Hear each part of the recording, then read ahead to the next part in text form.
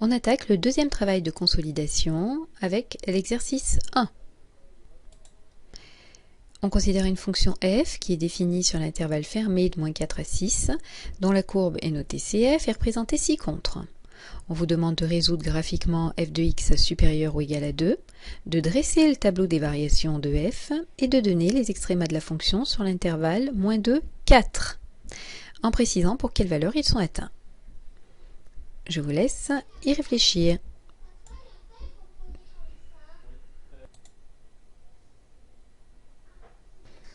Alors, pour résoudre une inéquation, graphiquement, on cherche quels sont les nombres qui vont avoir une image plus grande que 2.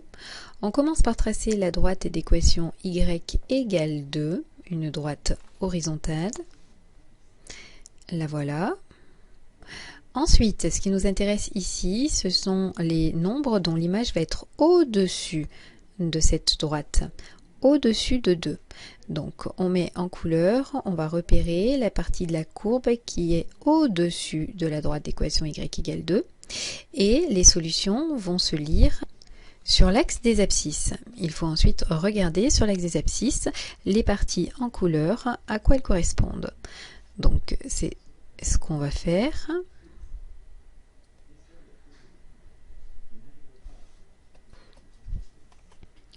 On lit sur l'axe des abscisses. On lit sur l'axe des abscisses les solutions. On explique qu'on a trouvé les points de la courbe situés au-dessus de la droite d'équation y égale 2 et qu'on lit donc ici. D'abord l'intervalle fermé de moins 2,3 environ, c'est le problème des lectures graphiques, c'est seulement des valeurs approchées jusqu'à 0,5 et on réunit avec un deuxième intervalle solution de 5,5 à 6. On dresse ensuite le tableau des variations de f. Alors on peut commencer par donner les variations. La fonction est d'abord croissante, puis décroissante et de nouveau croissante. On sait que sur l'axe des abscisses, ça se passe entre moins 4 et 6. Et puis on va aller lire l'extrémité des morceaux qui nous intéressent. Donc on se rappelle que sur la première ligne, on lit les choses sur l'axe des abscisses. Elles concernent les antécédents. Et que la deuxième ligne se lit et concerne les ordonnées, puisque ce sont des images. Donc notre premier point ici a comme abscisse moins 4 et comme ordonnée moins 4,5. Notre deuxième point ici a comme abscisse moins 1 et comme ordonnée 3. Le point suivant qui nous intéresse est ici à 3,5 en abscisse et en ordonnée, moins 1,1 environ. Et le dernier point, ici, correspond à l'abscisse 6 et à l'ordonnée 4,1 environ. On donne ensuite les extrémas de la fonction. Attention, ce qui nous intéresse, c'est de regarder ce qui se passe sur l'intervalle moins 2, 4. Alors, sur l'axe des abscisses, on observe ce qui se passe entre moins 2 et 4. Ça veut dire que tout le reste, en dehors, ne nous intéresse pas. Si on veut les extrémas, c'est qu'on veut le maximum et le minimum. Alors, commençons par le maximum de la fonction sur cet intervalle. C'est l'image la plus grande qui est atteinte. On va repérer le point le plus haut. C'est 3. Et pour quelle valeur il est atteint? Moins 1. Donc pour avoir le minimum, il faut repérer le point le plus bas, le voilà.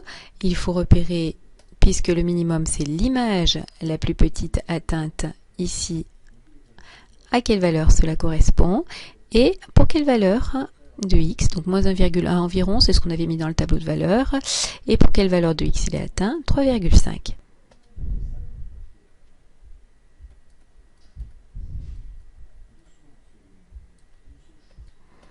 Alors, on va en profiter pour mettre plutôt des environs, puisque ce sont des lectures graphiques, et que le problème des lectures graphiques, c'est qu'elles sont seulement approximatives. Voilà pour la première partie. On nous propose une fonction g, dont l'expression est 0,34x plus 1. On nous demande de compléter le tableau de valeurs et de tracer la courbe de g dans le repère. Alors, pour cette partie, vous essayez, grâce à votre calculatrice, de faire afficher un tableau de valeurs de la fonction g. Vous complétez et vous tracez ensuite la courbe de cette fonction.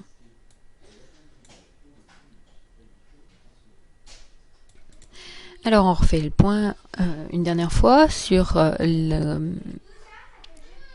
les savoir-faire concernant la calculatrice. Donc si je veux un tableau de valeur avec la Casio, dans menu, on se place sur table, on rentre. Première chose, on donne l'expression de la fonction. Donc c'est 0,34x. On utilise bien la touche de la variable pour faire x, elle est là. Plus 1. On valide. Dans set ou rang, on donne les réglages de notre tableau de valeur. On veut qu'il commence à moins 4. On utilise le petit moins qui est tout en bas du clavier pour dire que c'est un nombre négatif jusqu'à 6 avec un pas de 1. Et ensuite, on appuie ici sur la touche qui correspond en dessous pour faire apparaître le tableau de valeur que voici. Pour les TI, on appuie sur cette touche-là pour entrer l'expression de la fonction. On appuie sur la touche ici pour faire le X. Une fois qu'on a validé, on va donner les réglages pour notre tableau, table 7 ou def table, pardon. Hop, c'est cette touche-là. On dit donc que notre tableau doit commencer à moins 6, qu'il doit ensuite se terminer à... Ah, il doit commencer à moins 4, pardon, c'est une erreur de ma part, donc on remonte, c'est moins 4, qu'il doit se terminer ensuite à 6, et on n'a pas besoin de mettre sur la TI la fin du tableau, on met seulement le pas, et donc il doit avancer de 1 en 1. Ça nous permet de tout valider, et ensuite d'appuyer. On veut la table, l'affichage de la table, c'est écrit en bleu ici, on appuie sur cette touche, sur celle-ci, et on a le tableau qui apparaît.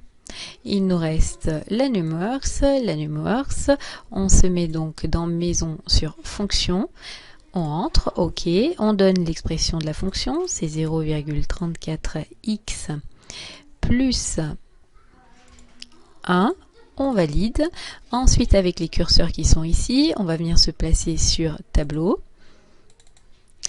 on valide, et tableau, on nous affiche un tableau au hasard, on va donc régler l'intervalle, ok, et on dit que le début, on dit donc qu'on veut un début à moins 4, une fin à 6, avec un pas de 1, on valide, et on a également le tableau de valeur qui s'affiche.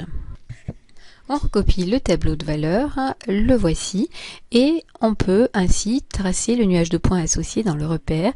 L'image de moins 4 en abscisse, c'est moins 0,36, un point très proche de l'axe des abscisses, ici. On place également les autres valeurs. Alors j'ai corrigé au passage une erreur dans mon tableau de valeur, c'était l'image de moins 1, 0,66. Une fois qu'on a notre nuage de points, on le relie. Alors normalement il faudrait le faire main levée pour une courbe quelconque, sauf qu'ici la fonction g est une fonction affine, sa courbe est une droite, on peut utiliser la règle pour relier nos points. Ensuite, je vous laisse quelques minutes pour résoudre graphiquement f de x strictement inférieur à g de x.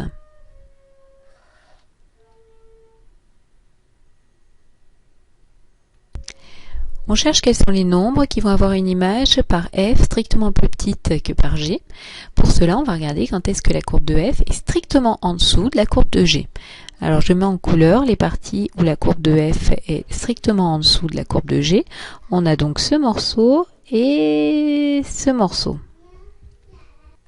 On veut être strictement en dessous de g, donc le point d'intersection, je l'exclus. Je mets une boule rouge pour dire que je ne veux pas être sur G, je veux être strictement en dessous. Et il s'agit maintenant de lire sur l'axe des abscisses à quoi correspondent les morceaux jaunes. Premier morceau jaune, il commence à l'abscisse moins 4 et il va jusqu'à ce point rouge, attention qu'on exclut, donc il s'agit d'environ moins 3. Ensuite, on a un deuxième morceau jaune qui commence à environ 1, qu'on exclut, jusqu'à l'abscisse qu'on va exclure également, qui est environ 5,7. Alors, si vous n'avez pas la même chose au dixième près, ce n'est pas grave, c'est des lectures graphiques. Une petite imprécision est autorisée.